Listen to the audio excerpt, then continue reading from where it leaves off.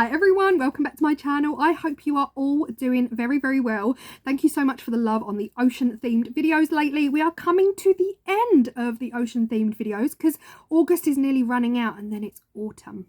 Yes, autumn and Halloween, and I'm beyond excited. It's ridiculous. I'm actually more excited to wear hoodies and warm clothing, and I'm excited for colder weather and darker nights. I know that might sound weird, but I am over this summer. Today's video, anyway, moving on, we are going back down the ocean theme, of course. Now I have to do a shout out to 3 people. The first shout out goes to Kelly Belly. I saw this kind of soap and water and bubbles and resin technique on her Instagram a solid 2 to 3 years ago, and actually when I came into YouTube to actually search for some inspiration, because I don't know what I'm doing, search for some inspiration and some techniques for me to try, I actually came across T and Art. I knew about T and Art. I'm already subscribed to T and Art because she's already inspired me on many occasions, and she's actually here with me most weeks in my live chat as well, so massive thank you to T and Art. I am literally inspired by one of her videos so much I'm trying it. Technique, like everything she advised in her video, I'm trying it in this video. Okay, so massive shout out mostly to T and R. The other channel that came up was Jots, J-O-T-Z. I've seen a few of their videos in the past, but yeah, a solid 2 years ago they were doing this. So not only am I late to the party, it's practically over. Like, it's a technique that's so done.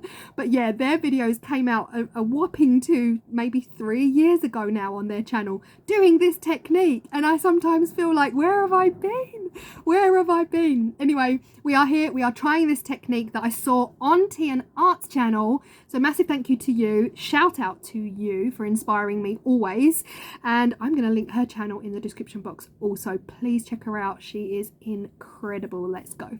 So apart from the colour of choice and your soapy water, everything else is pretty much here. I'm going to be using Vista's UV resin. This is Vista Lumen. Now I am a Vista ambassador, so everything will be in the description box below for your quadruple miles. I'm also using this gorgeous pendant mould from Let's Resin. You would have seen this in a recent unboxing. Haven't used it yet. I was thinking about using some acrylic blanks, but I still hadn't really wrapped my mind around this whole method, so I ended up not using the acrylic blanks, but I do hope to at some point. Now, to make things quick, I need these to be black. This is the method that T and Art used on her video, and I really want to just try and recreate what she did because I found them mind-blowingly gorgeous. Now, to make it quick, like I said, I'm going to be using polyacrylic. I'm not actually using epoxy resin in this just because that's going to be 24-hour job. So this is not epoxy resin at all. This is a polyacrylic resin. This cures in around 15 minutes, maybe 20 max, and this is just going to enable me to do this quite quickly. And now this combined with UV resin, such a fast project. Now this cures so fast, like I said, I decided to go around with a cocktail stick to get all of those air bubbles out of the corners, but I was out of time. By the time I mixed it, you only mix for 30 seconds and then you pour. By the time I'd poured, it was going to set on me already, so I didn't even have time. But luckily, it was fine.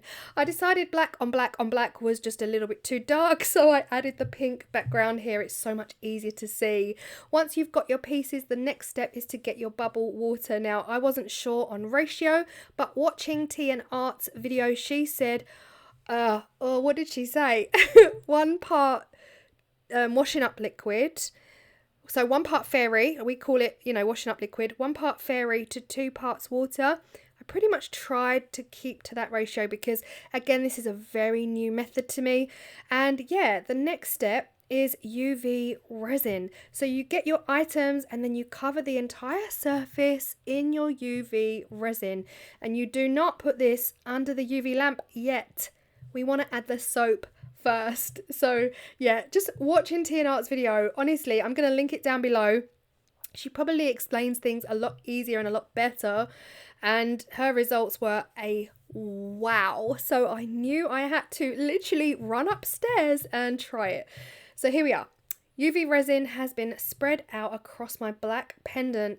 The next step for me is to use my straw to blow the bubbles in my cup and get as many bubbles as you like. The bigger the bubbles, the bigger the detail in your resin. So you can just blow the liquid until you get really, really teeny tiny bubbles, or you can go big like you see me doing here. I'm actually putting really large bubbles down onto the surface of that UV resin. Then I'm going to cover with my nail lamp. Funnily enough, I've got the exact same nail lamp as TNR, so I was like, cool. If it works for her, it'll work for me. I put it under the UV lamp for the full whack 99 seconds. That's as high as long as our lamps will go. I put it under there for 99 seconds.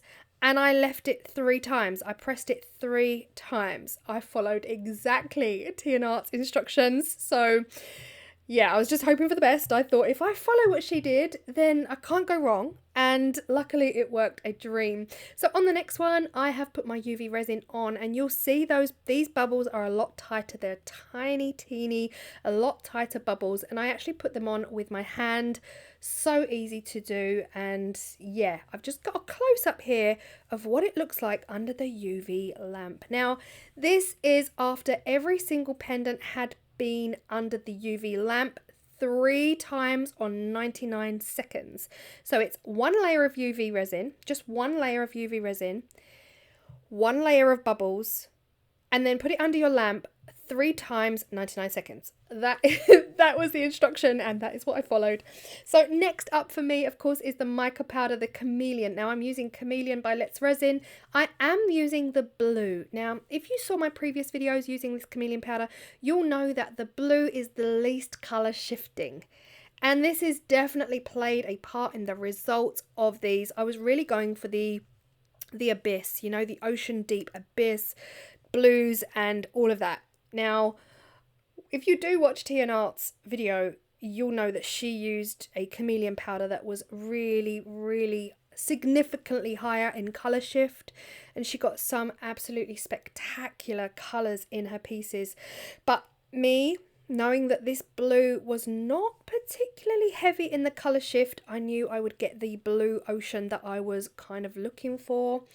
This piece here, I decided to just give it a single line of UV resin, and then yeah, it didn't really work out. It ended up looking more like a Halloween spooky tree than the ocean bubbles from the abyss that I was really, really hoping for. But here I am just dusting them all in the Chameleon powder, and that is it. Once you have coated all of them, you'll be surprised how sticky, even though these have been through the UV light 3 times, it's surprising how sticky that UV resin is, because you can see with the spooky tree, none of that Chameleon powder actually stuck to the rest of the piece. It would only stick to the UV. So that was really interesting for me to see. But yeah, next step is to top coat in UV resin, and I do end up stopping there and putting some gloves on, because the mess was real, guys. The mess in this project was real. I do not recall TNR making as much mess as I've made, but I mean, this is my first ever attempt at doing this. Probably should have had a play off camera, but wow, because that soapy water and those soapy bubbles sit on the UV resin, it pushes the UV resin down over the edges, taking the bubbles with it, creating the sides in a texture. So the sides end up being textured as well. But of course, this means that when it comes to top coating, you've no longer got a true 90-degree edge. So when it came to top coating in another layer of UV resin, that resin was flying off the sides, and all I could do was sit back and watch. I mean, really. To really combat the edges, all I did was sand them down a little bit, and I used my craft blade to carve off, because some of the chunks were massive, to carve off some chunks of the UV resin that really just overpowered the sides. So yeah, this is yeah, for my first ever attempt, I'm pretty chuffed. I'm happy with the results. I'm glad I tried it. I definitely want to try it again, but using a completely different technique, something I saw on the Jots YouTube channel. I want to try their technique as well, of doing it in the reverse. So adding the UV resin to your mold and then adding the soap into your mold. And we're going to see how that turns out. I feel like it's going to be a neater way to do it, but look at these. I am still totally loving the results. You can see, hopefully you can see why I called them the abyss, like the dark abyss of the ocean. They're just absolutely beautiful. They're kind of a cross between planets and ocean bubbles and condensation. Condensation on a window when it's been pouring outside. Yeah, I really, really love them. They're definitely water-based, water-themed, so I'm really so happy that I tried this method. But yeah, huge shout out to Tea and Art, because guys, her results are, oh wow, absolute wow. Go check her out if you want to learn how to do this properly.